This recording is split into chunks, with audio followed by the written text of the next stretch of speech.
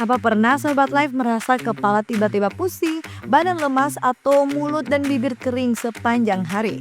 Mungkin kita langsung berpikir, mungkin kecapean. Tapi tahukah Sobat Life bahwa tubuh kita sebenarnya sedang berteriak, minta tolong. Faktanya tubuh manusia terdiri dari 60 hingga 70% air. Otak kita 90% air. Darah kita 95% air. Penelitian menunjukkan kehilangan cairan hanya 1 hingga 2% dari berat badan sudah menurunkan performa tubuh drastis. Yang mengkhawatirkan banyak orang yang tidak menyadari mereka dehidrasi sampai tubuh sudah mengirimkan sinyal bahaya. Lebih parah lagi, orang lanjut usia sering tidak merasakan haus meskipun tubuhnya sudah sangat kekurangan cairan. Yuk Sobat Life, kita bahas bersama apa yang terjadi saat tubuh kita haus tapi kita tidak menyadarinya. Mari kita cari tahu lebih banyak bersama Life. Live in Fullness to Eternity.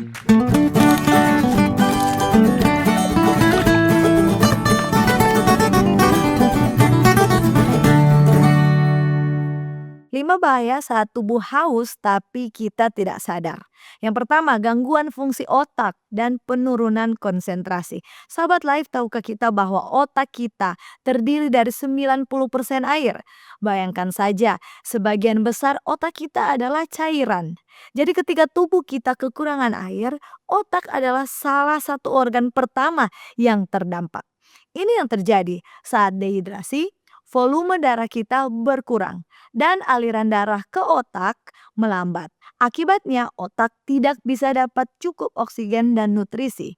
Penelitian dari Annals of Nutrition and Metabolism tahun 2017 temukan bahwa kadar air yang rendah pada tubuh kita bisa buat sel-sel otak kita tidak bisa berfungsi dengan baik. Gejalanya bisa kita rasakan langsung Sahabat Life.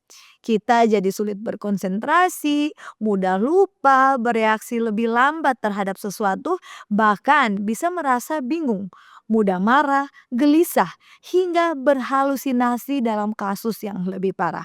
Bayangkan kalau ini terjadi saat kita sedang bekerja atau belajar, produktivitas kita pasti akan menurun drastis. Bahkan studi buktikan bahwa dehidrasi bisa sebabkan seseorang mudah lelah, lesu hingga depresi. Jadi sahabat Life, kalau kita merasa sulit fokus atau mudah lupa, mungkin bukan karena kita bodoh, tapi karena otak kita sedang kehausan. Yang kedua adalah penurunan tekanan darah dan gangguan jantung. Ini yang perlu kita waspadai sahabat Life. Saat tubuh kita kekurangan cairan, volume darah kita akan berkurang secara signifikan. Bayangkan saja seperti ini. Darah kita terdiri dari 95% air. Jadi kalau tubuh kekurangan cairan, darah kita jadi lebih kental dan volumenya akan menurun. Akibat buruknya pun pasti ada sahabat Life. Akibatnya adalah jantung kita harus bekerja lebih keras untuk memompa darah ke seluruh tubuh kita. Tapi dengan hasil yang tidak maksimal tentunya. Ini yang disebut dengan hipotensi atau penurunan tekanan darah. Gejalanya sangat mengganggu sahabat Life. Kita akan merasa pusing, mual, lemas, pandangan kita kabur, bahkan bisa sampai bisa pingsan. Nah, lebih berbahaya lagi ketika kadar elektrolit seperti kalium dan natrium di tubuh kita tidak seimbang akibat dehidrasi ini, detak jantung kita bisa menjadi tidak normal sehingga kita bisa rasakan jantung berdebar-debar tanpa sebab yang jelas. Dalam kasus yang sangat parah, kondisi ini bisa berkembang menjadi shock hipovolemik, yaitu kondisi di mana tubuh kekurangan darah dan tidak bisa edarkan oksigen ke organ-organ vital seperti jantung. Shock hipovolemik ini sebabkan jantung berdebar kencang, sangat lemah, dan bisa sebabkan kematian kalau tidak segera ditangani. Yang ketiga, kerusakan ginjal dan masalah saluran kemih. Sahabat Life, ginjal kita mengandung sekitar 83% air. Ginjal bertugas menyaring darah dan buang racun serta sisa dari tubuh dalam bentuk urin. Nah, ketika tubuh kita kekurangan cairan, ginjal kita akan kesulitan menjalankan fungsinya dengan baik. Jadi begini prosesnya. Jadi kadar air yang seimbang membantu membuang limbah atau sisa dari dalam darah kita dalam bentuk urin. Tapi Apa yang terjadi ketika tubuh kekurangan cairan? Kesulitanlah ginjal membuang urin dan mineral-mineral tubuh kita. Nah, jadinya menumpuklah semuanya di ginjal kita. Akibatnya, ginjal bekerja terlalu keras dan mineral akan sampai bisa mengkristal. Ini disebut batu ginjal. Bayangkan sahabat lain, seperti ada batu keras di dalam organ kita. Ini sangat menyakitkan. Dehidrasi yang terjadi secara berulang, berkepanjangan, dan dibiarkan tanpa penanganan bisa sebabkan batu ginjal, infeksi saluran kemih, hingga gagal ginjal. Bahkan penelitian tunjukkan bahwa 31% lansia alami dehidrasi dan mereka lebih sering memiliki kondisi seperti gagal ginjal kronis. Tanda-tanda ginjal kita sedang bermasalah akibat dehidrasi bisa kita lihat dari warna urin kita.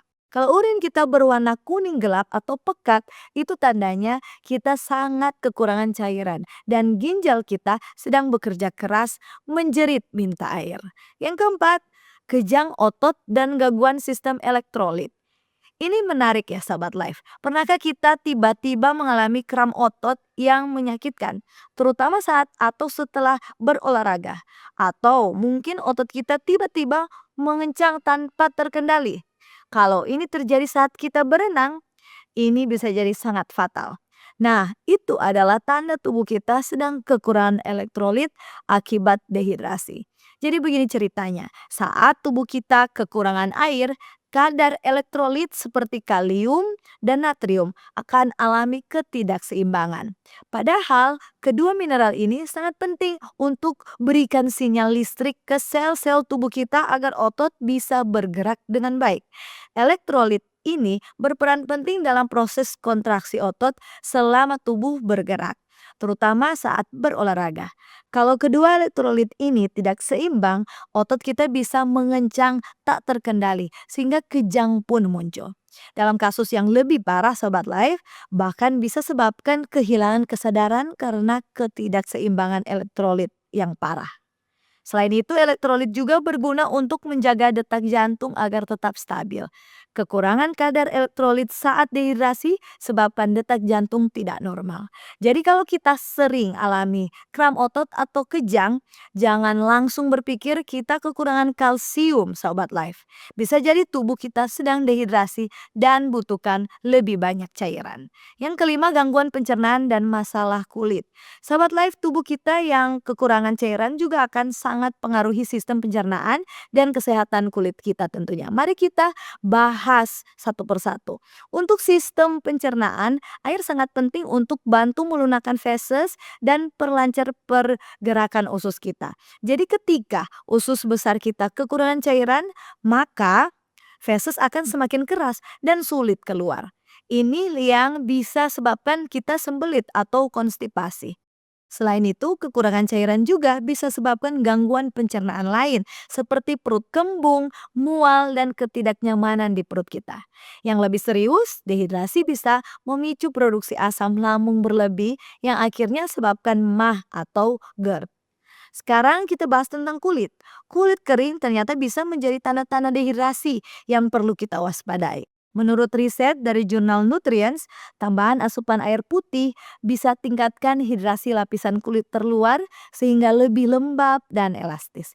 Ketika tubuh kekurangan cairan, kulit kita akan kehilangan kelembapan alaminya dan menjadi kering, kasar, bahkan bisa mengelupas. Kulit kita juga akan kehilangan elastisitasnya. Kalau kita cubit kulit di punggung tangan lalu dilepas, kulit akan lambat kembali ke bentuk semula. Ini adalah tanda klasik dehidrasi. Plus bibir kita juga akan kering dan pecah-pecah. Jadi sahabat live, kalau kita ingin kulit sehat dan bercahaya, jangan hanya andalkan skincare mahal sahabat live. Mari kita pastikan dulu tubuh kita terhidrasi dengan baik dari dalam atau tidak. Nah sekarang setelah kita memahami betapa bahayanya dehidrasi ya Sobat Live, sekarang pertanyaannya adalah bagaimana cara kita cegah ini terjadi. Berikut ini beberapa tips praktis. Pertama, kenali kebutuhan cairan harian kita. Konsumsi air putih yang disarankan sekitar 8 gelas berukuran 230 ml per hari atau total 2 liter. Kita bisa hitung dengan rumus berat badan dikali 30 mililiter. Misalnya berat badan kita 60 kilogram. Kebutuhannya berarti 60 kali 30 sama dengan 1.800 mililiter. Atau itu sekitar 7 hingga 8 gelas per hari. Kedua, minum air secara teratur sepanjang hari, bahkan sebelum merasa haus. Jangan tunggu sampai haus baru minum, karena rasa haus sudah merupakan tanda dehidrasi ringan, Sobat Life. Biasakan minum air setiap waktu makan, walau jangan minum kebanyakan saat bersamaan dengan jam makan kita. Beri sedikit jeda, baru kita minum yang banyak. Kita juga bisa bawa botol air minum di meja atau tas saat bekerja atau bepergian. Ketiga, perhatikan warna urin sebagai indikator. Urin kuning gelap atau pekat adalah tanda kita perlu minum lebih banyak. Keempat, tingkatkan asupan cairan saat kondisi tertentu. Seperti saat berolahraga, minum 1 gelas 30 menit sebelumnya. Saat cuaca panas, demam, diare, muntah, atau hamil, minum 2,4 liter per hari. Dan menyusui, silakan minum 3,1 liter per hari. Dan kelima adalah konsumsi buah dan sayuran yang kaya air. Makanan memberikan sekitar 20% asupan cairan tubuh. Konsumsi semangka, mentimun, melon, bayam, dan stroberi yang mengandung hingga 90% air. Dan keenam, batasi minuman diuretik. Kopi dan teh meningkatkan produksi urin. Kalau suka minum kopi atau teh, pastikan minum air putih lebih banyak untuk mengimbanginya. Terakhir, kenali tanda-tanda dehidrasi, terutama untuk lansia dan anak-anak. Mulut dan bibir kering, rasa haus berlebihan, pusing, urin kuning gelap, jarang buang air kecil, lemas, dan kulit kering. Kalau gejala tidak membaik, segera periksakan ke fasilitas kesehatan terdekat. Sebagai kesimpulan kita, Sahabat Life, jadi sudah terbukti ya bahwa tubuh kita adalah pendengar yang sangat peka terhadap kebutuhan cairan. Dari gangguan fungsi otak, penurunan tekanan darah, kerusakan ginjal, kejang otot, hingga masalah pencernaan dan kulit, semuanya bisa terjadi kalau tubuh kita haus, tapi kita tidak menyadarinya. Yang perlu Sahabat Life ingat adalah air adalah sumber kehidupan. Tanpa air yang cukup, tubuh kita tidak bisa berfungsi dengan baik. Padahal mencegah dehidrasi itu sebenarnya sangat mudah. Cukup dengan minum air putih secara teratur sepanjang harinya. Tidak perlu menunggu sampai merasa haus, karena rasa haus itu sendiri sudah merupakan sinyal bahwa tubuh kita mulai kekurangan cairan. Jadi mulai hari ini, mari kita lebih peka mendengarkan bisikan tubuh kita. Mari kita biasakan membawa botol air minum kemanapun kita pergi. Mari kita carikan atau jadikan minum air putih sebagai kebiasaan, bukan hanya ketika haus. Dan yang paling penting, mari kita ajak keluarga dan orang-orang terdekat, terutama orang tua dan anak-anak. Demikianlah pembahasan kita. Semoga Sahabat Life terberkati. Jangan lupa ikuti terus, like dan subscribe YouTube channel Cornelius Media. Mari kenali dan jaga kesehatan kita bersama Life. Live in fullness to eternity.